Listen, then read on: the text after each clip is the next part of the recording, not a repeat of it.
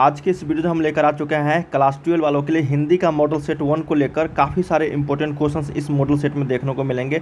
अगर आप भी क्लास 12 के छात्र हैं और आने वाले बोर्ड परीक्षा में अगर शामिल होने वाले हैं तो ये वीडियो आप सभी के लिए काफ़ी इंपॉर्टेंट होगा। यहाँ से आप लोग को पैटर्न पता चल जाएगा, किस टॉपिक से कितने प्रश्न रहते हैं, व्याकरण सेक्शन से कितने वो होते हैं, ये सारे आप लोगों को मिल जाएंगे यहाँ पे। ठीक है, तो वीडियो को लास्ट तक सारे देखना। अगर आप भी क्लास 12 के छात्र हैं इस चैनल को सब्सक्राइब करके बेल आइकन को जरूर प्रेस कर देना, ताकि इस तरीके के नए वीडियो लेकर आऊँगा हर एक सब्जेक्ट का आप लोग को model set, practice set questions, तो आपको नोटिफिकेशन मिल जाया करेगा। ठीक है, वीडियो के डिस्क्रिप्शन में वेबसाइट का लिंक है starkstudypoint.com, गूगल पे लिखना, या फिर लिंक आपको मैं वीडियो के डिस्क्रिप्शन में दे दूँगा। ठीक है, वहाँ से आप लोग काफ़ी सारे क्वेश्चंस का प्रैक्टिस सेट कर सकते हो।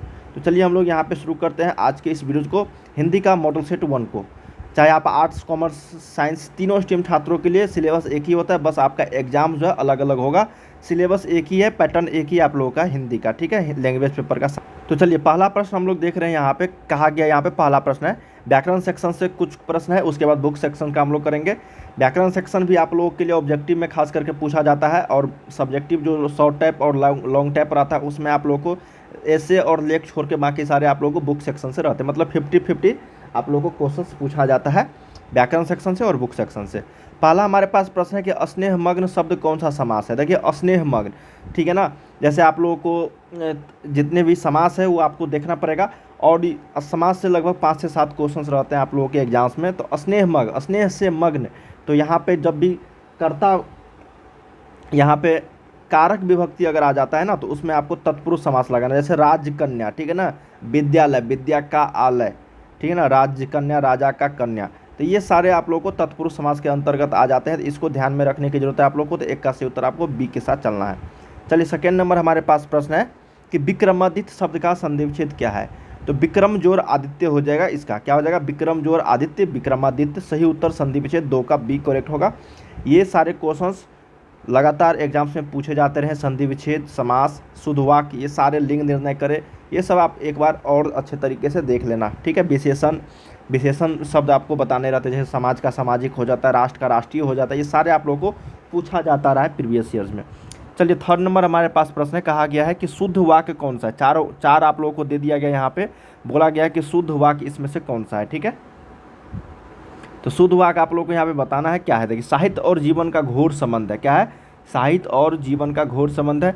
आपका पत्र 100 धन्यवाद सहित मिला, हमारी सौभाग्यशाली कन्या का विवाह होने जा रहा है, हमारी आयुष्मती कन्या का विवाह होने जा रहा है। ये शुद्ध वाक्य जो है ऑप्शन नंबर डी में जो लिखा गया है यही इसका सही वाक्य है, वाक्य शुद्ध है। बाकी हमारी सौभाग्यवती कन्या नहीं, सौभाग्यवती नहीं, आयुष्मती कन्या का विवाह होने जा रहा है। आप लोग देखे होंगे कार्ड जब आता है आप लोगों को शादी का कार्ड, उसमें आयुष्मती लिखा रहता है। ठीक है, और लड़का के नाम से क्या गया, आयुष्मान लिखा रहता है। तो ये चीज़ आपको ध्यान में रखने की जरूरत है। तो सही उत्तर 3 का आपको डी करेक्ट होगा। अगला है कि घोड़ा शब्द कौन सा संज्ञा है। देखिए घोड़ा, कौन सा घोड़ा है ये नहीं बता रहा है, सिर्फ घोड़ा बता रहा है ना। तो घोड़ा जब बताया जाएगा तो इसमें से कौन सा घोड़ा हो जाएगा, ये सारे जातिवाचक संज्ञा के अंतर्गत आ जाए। जैसे नदी हो गया, जैसे नदी हो गया, तो नदी कौन सी संज्ञा हो गया, तो ये जातिवाचक हो गया। अब इसी में एक चीज़ मैं बता रहा हूँ, देखो जातिवाचक हो गया। इस नदी क्या है, गंगा है, यमुना है, ठीक है, ये सारे है ना, गंगा, यमुना, कोसी, ये सारे आपको क्या है, नदी है।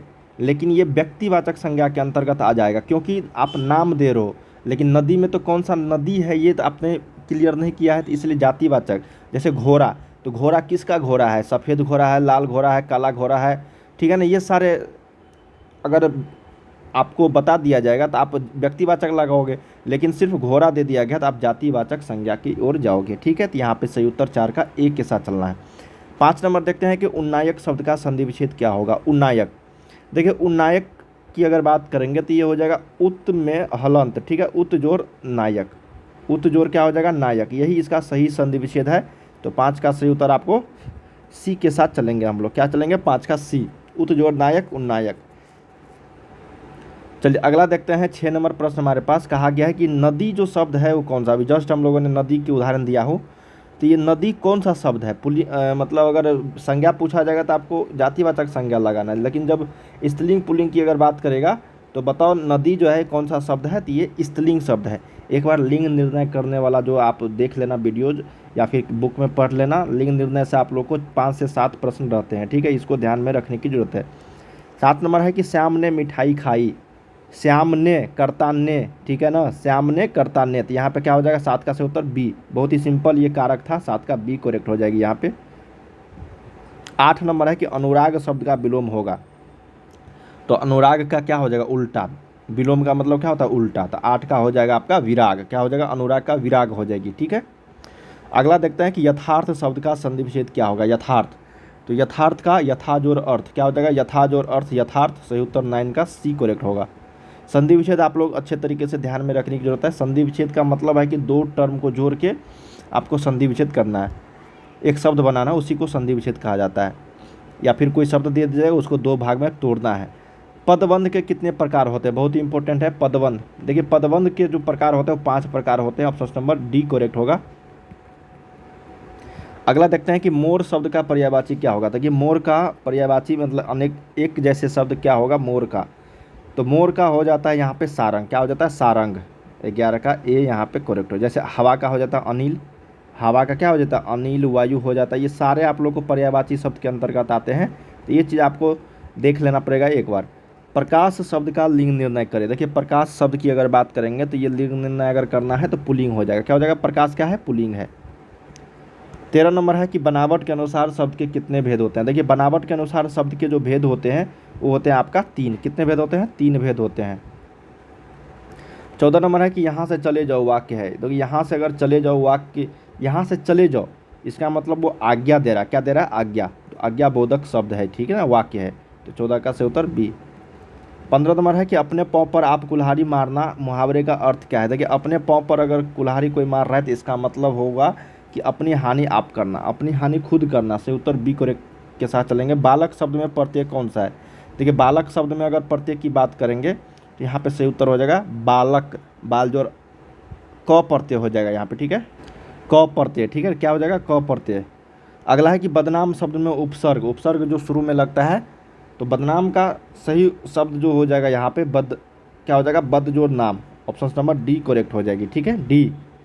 18 नंबर है कि रात हुई और तारे निकले, रात हुई और तारे निकले वाक्य कौन सा। जब और की बात आएगा ना, रात हुई और तारे निकले, तो ये जो है आपका संयुक्त वाक्य के अंतर्गत आता है। अगर मिश्र वाक्य की बात करेंगे तो यहाँ पे कोमा का प्रयोग होगा, ठीक है, क्या होगा, कोमा का प्रयोग, और का प्रयोग नहीं होगा। जब और की बात आएगा तो आपको संयुक्त वाक्य लगाना है, जब कोमा का प्रयोग आएगा तो मिश्र वाक्य आपको लगाना है, ठीक है। इसमें ध्यान रखने की जरूरत है, 2 संयुक्त और वाक्य और मिश्र वाक्य में कन्फ्यूजन रहता है लोगों को। अगला है कि महात्मा शब्द कौन सा समास है, महात्मा। तो महात्मा शब्द की अगर बात करेंगे तो ये कर्मधारय समास हो जाएगा। कौन सा समास, कर्मधारय समास। चलिए अगला देखते हैं कि इसे कौन स्वीकार करेगा, इसे कौन न स्वीकार करेगा, सर्वनाम है। इसमें कौन सा सर्वनाम है, इसे कौन न स्वीकार करेगा। बहुत ही शानदार क्वेश्चन है ये, सर्वनाम से रिलेटेड। तो यहाँ पे सही उत्तर की अगर बात करेंगे हम लोग तो अनिश्चयवाचक, इसे कौन न स्वीकार करेगा। यहाँ पे किसी भी चीज़ का निश्चित बोध नहीं हो रहा है, ठीक है ना, इसलिए ये अनिश्चयवाचक की ओर जाएगा। तो सही उत्तर एक करेक्ट होगा। 21 देखते हैं, नववधू शब्द में कौन सा समास है। नववधू की अगर बात करेंगे तो वो कर्मधारय समास हो जाएगा। मैदान शब्द का विशेषण क्या होगा, मैदान। जैसे समाज का सामाजिक होता है ना, उसी तरीके से मैदान शब्द का विशेषण की अगर बात करेंगे हम लोग तो मैदानी हो जाएगा, क्या हो जाएगा, मैदानी।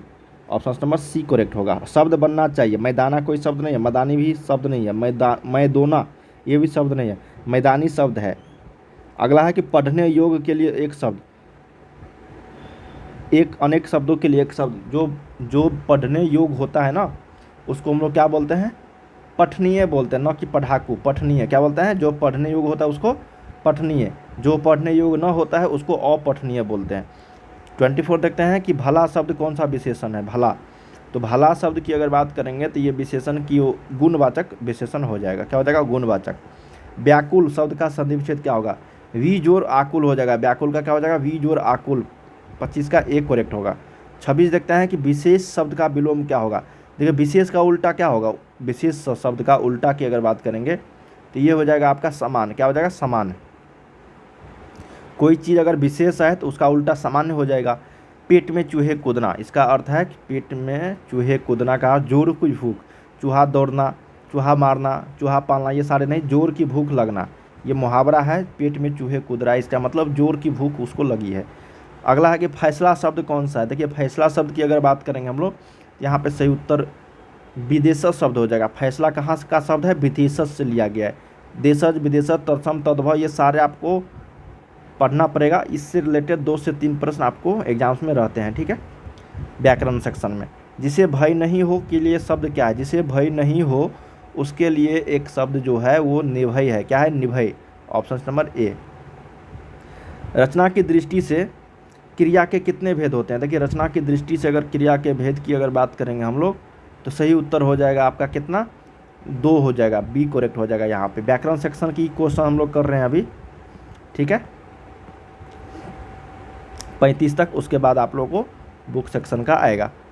देखिए, जिसके रूप में लिंग, वचन, पुरुष, कारक, काल आदि के कारण कोई विकार उत्पन्न नहीं होता है उसे क्या कहते हैं? यह परिभाषा है किसका, तो अव्यय का। क्या है, अव्यय। गिरोह शब्द का कौन सा संज्ञा, गिरोह शब्द में, गिरोह, गिरोह जो होता है वो आपको समूहवाचक संज्ञा के अंतर्गत आता है। अज्ञान शब्द कौन सा समास है, अज्ञान। तो अज्ञान शब्द की अगर बात करेंगे तो ये नई समास हो जाएगा। क्या हो जाएगा, नौ समास। ऑप्शन नंबर डी करेक्ट होगा। चलिए अगला देखते हैं कि वह कौन है जो कहाँ वहाँ भाषण दे रहा है। वह कौन है जो वहाँ भाषण दे रहा है, सर्वनाम है। कौन है भाई, कौन है, इसका मतलब वो क्या कर रहा है, प्रश्न कर रहा है ना, क्या कर रहा है यहाँ पे, प्रश्न कर रहा है। तो यहाँ पे सही उत्तर, वह कौन है जो वहाँ भाषण दे रहा है, प्रश्न नहीं है ये, वहाँ पे पूछ रहा है, ठीक है ना। निश्चित मतलब यहाँ पे कौन भाषण दे रहा है ये पूछा जा रहा है। तो यहाँ पे अनिश्चयवाचक सर्वनाम हो जाएगा। क्या हो जाएगा, प्रश्नवाचक नहीं होगा, अनिश्चय। प्रश्नवाचक रहता ना तो यहाँ पे प्रश्न का सीन जो क्वेश्चन मार्क का होता है वो साइन लगा रहा था, लेकिन यहाँ पे देखो किस वाक्य में है, कहीं नहीं है, इसका मतलब ये प्रश्नवाचक सर्वनाम नहीं है, ये अनिश्चयवाचक सर्वनाम है। अगला है कि क्रोध शब्द का पर्यायवाची क्या होगा। क्रोध का उल्टा हो जाएगा कोप, सॉरी एक जैसा शब्द है, उल्टा नहीं है, कोप हो जाएगा। क्या हो जाएगा, कोप। चलिए अब बुक सेक्शन से आ गया कि संपूर्ण क्रांति किस लेखक की रचना है। देखिए, संपूर्ण क्रांति जो चैप्टर है आप लोगों के बुक में, संपूर्ण क्रांति का नारा भी दिए थे जयप्रकाश नारायण जी 1974 ईस्वी में छात्र आंदोलन के दौरान। ये प्रश्न पूछा जाता रहा, स्टार लगा लो। अगला है कि सुदृढ़ गोष्ठी किसे कहते हैं। देखिए, सुदृढ़ गोष्ठी जो कहते हैं वो चबूतरे पर बैठकर आपस में बात करने को, या फिर आपको स्कूली लड़कों की बातचीत को, यूरोप के काव्य कला प्रवीण विद्वान मंडली को, या फिर 2 बूढ़ियों की बातचीत को। सुदृढ़ गोष्ठी जो कहते हैं यूरोप के काव्य कला प्रवीण विद्वान मंडली को। ऑप्शन नंबर आपको 37 का सी के साथ चलना है। 38 देखते हैं कि लहना सिंह के भतीजे का नाम क्या था। देखिए, लहना सिंह जो पात्र है, ठीक है ना, उसने कहा था, बहुत ही इंपॉर्टेंट चंद्रशेखर शर्मा गोलेरी जी के द्वारा लिखा गया है। तो उसके भतीजे का नाम अगर बात करेंगे, पूछा जाएगा, तो आपको लगाना कीरत सिंह। क्या लगाना, कीरत सिंह। उसने कहा था कहानी में पलटन का विदूषक कौन था। देखिए, उसने कहा था कहानी में, जो चंद्रशेखर शर्मा गोलेरी की जी के द्वारा लिखा गया है, उस कहानी में पलटन का विदूषक कौन था, ये प्रश्न हम लोगों से पूछा गया, तो वह वजीरा सिंह, वजीरा सिंह। अगला है, निम्नलिखित में से कौन लेखक थियोसॉफिकल सोसाइटी से जुड़े हुए थे। तो थियोसॉफिकल सोसाइटी से जुड़े हुए थे, उसका नाम था उदय प्रकाश जी, जो आप लोगों के बुक में 30 चैप्टर के लेखक है। किसके लेखक है भाई, 30 चैप्टर के लेखक, ठीक है। अगला देखते हैं कि उदय प्रकाश किस पत्रिका के सहायक संपादक थे। तो उदय प्रकाश जो है वो किस पत्रिका के थे, वो संडे मेल, क्या था, संडे मेल के सहायक संपादक थे। चलिए अगला देखते हैं कि शिक्षा पाठ के रचयिता कौन है। शिक्षा पाठ के रचयिता का मतलब यहाँ पे कवि या फिर लेखक कौन है, कवि या फिर लेखक कौन है, तो ये जे कृष्णमूर्ति हो जाएगा। क्या हो जाएगा, 42 का डी, जिसका पूरा नाम है जिद्दू कृष्णमूर्ति। अगला है कि तिरिच कहानी किस शैली से में लिखी गई है। तो तिरिच कहानी जो लिखी गई है, जो उदय प्रकाश जी के द्वारा लिखा गया है, यह आत्मकथात्मक शैली में। अगला है कि मलियज का पूरा नाम क्या था। देखिए, मलियज का अगर पूरा नाम की अगर बात करेंगे हम लोग, तो सही उत्तर इसका हो जाएगा भरत जी श्रीवास्तव। क्या हो जाएगा, भरत जी श्रीवास्तव, ठीक है, मलियज का पूरा नाम। और जो आप लोग के बुक में चैप्टर लिखे हैं वो लिखे हैं हंसते हुए मेरा अकेलापन। कौन सा चैप्टर है भाई, मलियज का हंसते हुए मेरा अकेलापन। बहुत ही इम्पोर्टेंट टॉपिक है ये आप लोगों के बुक में, यहाँ से भी क्वेश्चंस पूछा जाता है। अगला है कि देहरादून में अप्रेंटिस की नौकरी किस लेखक ने की थी। तो देहरादून में अप्रेंटिस की जो नौकरी किए थे वो था आपका ओम प्रकाश वाल्मीकि ने, जो आप लोग के बुक में ओम प्रकाश वाल्मीकि जी झूठन चैप्टर लिखे। कौन सा लिखे हैं भाई, झूठन चैप्टर। अगला है कि नामवर सिंह द्वारा लिखित परगित और समाज क्या है। देखिए, नामवर सिंह द्वारा लिखित परगित और समाज की अगर बात करेंगे हम लोग, तो यहाँ पे सही उत्तर हो जाएगा निबंध। नामवर सिंह के द्वारा लिखित प्रगीत और समाज क्या है? निबंध है। अगला देखते हैं कि मोहन राकेश जी के बचपन का नाम क्या था? तो मोहन राकेश के बचपन का नाम की अगर बात करेंगे तो सही उत्तर हो जाएगा यहाँ पे मदन मोहन गुगलानी। क्या नाम है? मदन मोहन गुगलानी। और आप लोगों के बुक में मोहन राकेश जो चैप्टर लिखे वो सिपाही की माँ चैप्टर लिखे हैं। कौन सा भाई? सिपाही की माँ। चलिए अगला देखते हैं कि बालू की डगरों के बीच खोई सी रह गई है ये धाराएं जो कभी वंशरी के ढके वक्ष स्थल से में निकलती रहती थी। प्रस्तुत पंक्ति किस पाठ की है? बहुत ही इंपॉर्टेंट है। ये पंक्ति जो है किस पाठ से लिया गया है? ये लिया गया है आपका ओ सदानेरा चैप्टर से। ओ सदानेरा चैप्टर जो है आप लोग के बुक में वो कौन लिखे हैं भाई? ओ सदानेरा ये लिखे हैं आपका जगदीश चंद्र माथुर जी। कौन लिखे हैं? जगदीश चंद्र माथुर जी गद्य खंड में। अगला है जगदीश चंद्र माथुर द्वारा लिखा गया ओ सदानेरा कैसा निबंध? देखो ना यहाँ पे है ना कैसा निबंध है, तो ये है आपका कौन सा? तो ललित प्रधान है। कौन सा? ललित प्रधान है। Option number D. चलिए लास्ट क्वेश्चन है आज का कि सूरदास किस भाषा के महान कवि थे? तो सूरदास जी जो थे आप लोगों के बुक में पद चैप्टर के लेखक हैं। तो ये आपका अवधी भाषा के कहाँ के थे भाई? नहीं, ब्रज भाषा का, अवधी भाषा के नहीं थे, ब्रज भाषा के कवि थे। अवधी भाषा के तो तुलसीदास जी थे। ठीक है, तो सही उत्तर यहाँ पे क्या हो जाएगा? ब्रज भाषा। तो हम लोगों ने यहाँ पे 1 से लेकर 50 तक प्रश्न किए हैं जो आप सभी के एग्जाम्स के लिए काफ़ी इंपॉर्टेंट था। चलिए मिलते हैं हम लोग अगले वीडियोज में, तब तक के लिए आप लोग पढ़ाई करते रहिए और इसी तरीके से काफ़ी सारे क्वेश्चंस यहाँ पे देखने को मिलेंगे आप लोगों के लिए। तो अगर किसी भी तरह का डाउट है तो आप ज़रूर मुझे कमेंट्स करके बताना, मैं आपको हेल्प ज़रूर करूँगा। बाय बाय सभी को।